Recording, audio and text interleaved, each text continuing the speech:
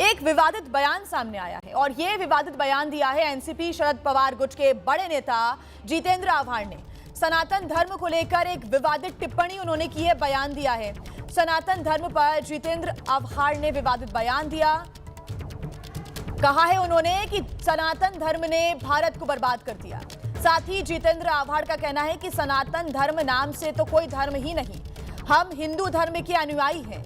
सनातन का विरोध करना हमारा धर्म। जितेंद्र आव्हाड ने इन बातों का जिक्र किया। देखो, सनातन धर्म के बारे में हमेशा बोलता आ रहा हूँ, उससे ही ये देश में वर्ण व्यवस्था बढ़ी, इससे ही इस देश में धर्म द्वेष बढ़ा, इससे ही नीच ऊंच की राजनीति जो खेल था वो शुरू हुआ। शिवाजी महाराज का राज्याभिषेक किसने इनकार किया? वो सनातनी ही थे। छत्रपति संभाजी राजे को सबसे बदनाम किसने किया? सनातनी थे। महात्मा फुले को मारने की कोशिश किसने की? सनातनी थे। सावित्रीबाई फुले को गोबर किसने मारा? सनातनी थे। डॉक्टर अंबेडकर के जैसे बुद्धिमान आदमी को कॉलेज में जाने से किसने रोका? पानी पीने से किसने रोका था? वो सनातनी ही थे। तो सनातनियों को विरोध करना यह हमारा खुद का स्वयं व्यक्तिगत धर्म बनता है। हिंदू धर्म को ही संदर्भित करने वाला शब्द होता है सनातन, जिसका कोई अंत नहीं होता। और जितेंद्र आव्हाड ने कहा है कि सनातन ने ही भारत को बर्बाद कर दिया। हालांकि इसके बाद से कई प्रतिक्रियाएं सामने आ रही हैं और कई सवाल उनके इस बयान के बाद उठ रहे हैं। हमारे साथ हमारी संवाददाता नम्रता दुबे जुड़ गई हैं ज्यादा जानकारी के साथ। नम्रता, जितेंद्र आव्हाड ने ये जो बयान दिया है और उस समय जब महाराष्ट्र में सियासी सरगर्मियां अपने चरम पर हैं, ऐसे में साफ तौर से उनका विरोध करने वाले भी सामने आ चुके हैं, प्रतिक्रियाएं सामने आ रही हैं। लेकिन बड़ा सवाल यही है कि आखिर जितेंद्र आव्हाड सनातन को लेकर, उस शब्द को लेकर इतने ज्यादा खिलाफत में उनके बयान क्यों देने लगे? जिया, मैं जितेंद्र आव्हाड के बारे में आपको बता दूं कि वो मुमरा से विधायक हैं, जहां पर जो है ज़्यादा हिंदू नहीं है और वहां पर जो कुछ अल्पसंख्यक है वो उनके वोटर्स हैं। और ऐसा पहली बार नहीं है कि जितेंद्र आव्हाड ने हिंदू या सनातन धर्म को टारगेट किया है।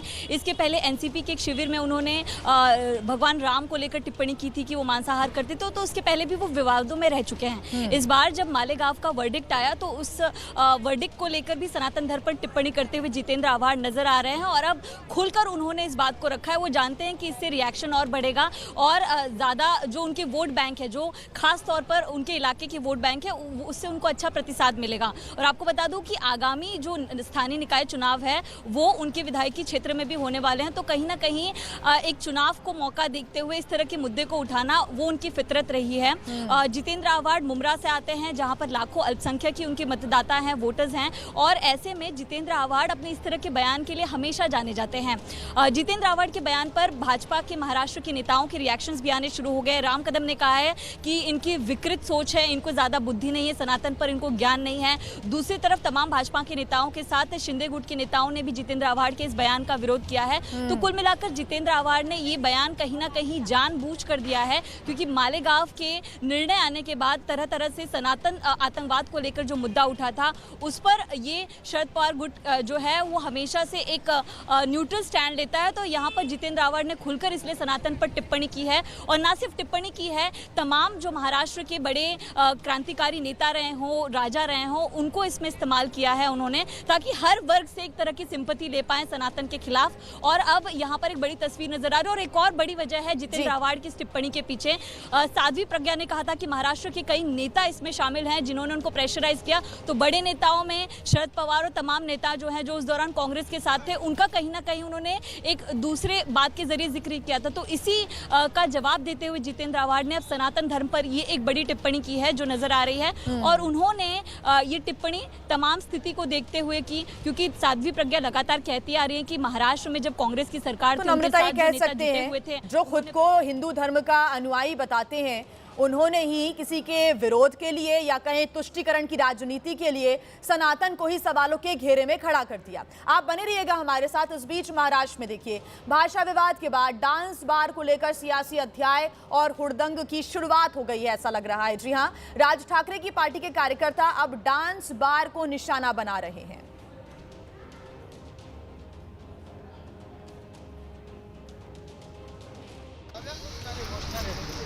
बीती रात मुंबई के पनवेल में राज ठाकरे की पार्टी मनसे के कार्यकर्ताओं ने डांस बार में जमकर तोड़फोड़ की। तस्वीरों में देखा जा सकता है कि हाथों में डंडे और हॉकी लेकर मनसे के कार्यकर्ता आते हैं और नाइट राइडर नाम से डांस बार के बाहर तोड़फोड़ करने लगते हैं। कोई खिड़की तोड़ता है, कोई लाइट।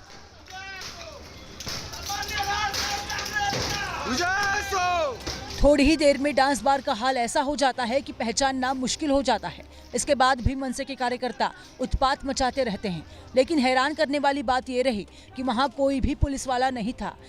बता दें कि डांस बार में मनसे के कार्यकर्ताओं की ये गुंडागर्दी राज ठाकरे के डांस बार पर दिए गए उस बयान के बाद दिखी, जिसमें राज ठाकरे ने कहा था कि डांस बार का बढ़ता प्रभाव मराठी पहचान के लिए खतरा है। राज ठाकरे के बयान के बाद पनवेल के इस डांस बार में ये तोड़फोड़ की गई, लेकिन सवाल ये है कि इस गुंडागर्दी के लिए इन मनसे के कार्यकर्ताओं पर कोई एक्शन होगा, क्योंकि पहले भी भाषा के नाम पर गुंडागर्दी हो रही थी, अब डांस बार को लेकर शुरू हो गई है।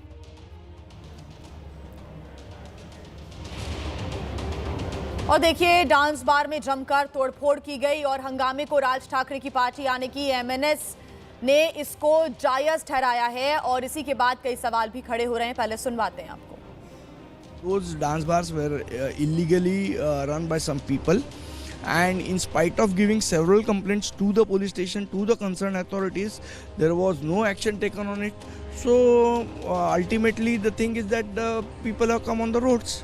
क्या कहेंगे, लेकिन बाहर से कुछ चार पत्थर फेंकने से थोड़ी ना सारे बार एंड रेस्टोरेंट्स बंद हो जाएंगे। See, it is the symbolic protest what we have made. Now government should take action, or is it the policy of the government to protect dance bar? That is the big question.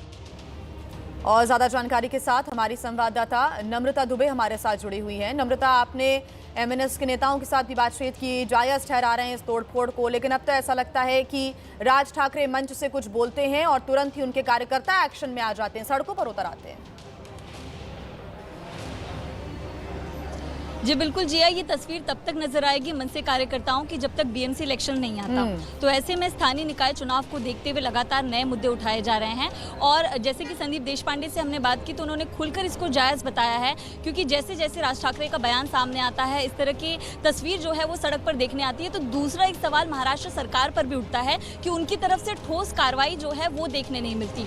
Meera road की भाषा विवाद की तस्वीर देखी, संदीप देशपांडे का ये एक बयान हमने देखा और पनवेल की तस्वीर देखी, तो कहीं ना कहीं महाराष्ट्र सरकार ठोस कार्रवाई नहीं करती, जिसके चलते तस्वीरें लगातार सामने आ रही हैं। देशपांडे का कहना है, मनसे का कहना है कि इसके पहले भी उन्होंने सरकार को कई तरह से पत्र लिखा और बात कही कि जो डांस बार है उन पर पाबंदी लगाया जाए। तो कल जब राज ठाकरे का एक बड़ा बयान सामने आया, उन्होंने कहा कि जो रायगढ़ है वो छत्रपति शिवाजी महाराज के राज्य का कैपिटल हुआ करता था, वहां पर इस तरह की डांस बार दिखाई दे रहे हैं। तो इस बयान के तुरंत बाद जो है मनसे और आपने ये बिल्कुल ठीक कहा नम्रता कि ये जो स्थितियां हैं वो चुनाव तक बनी रह सकती है।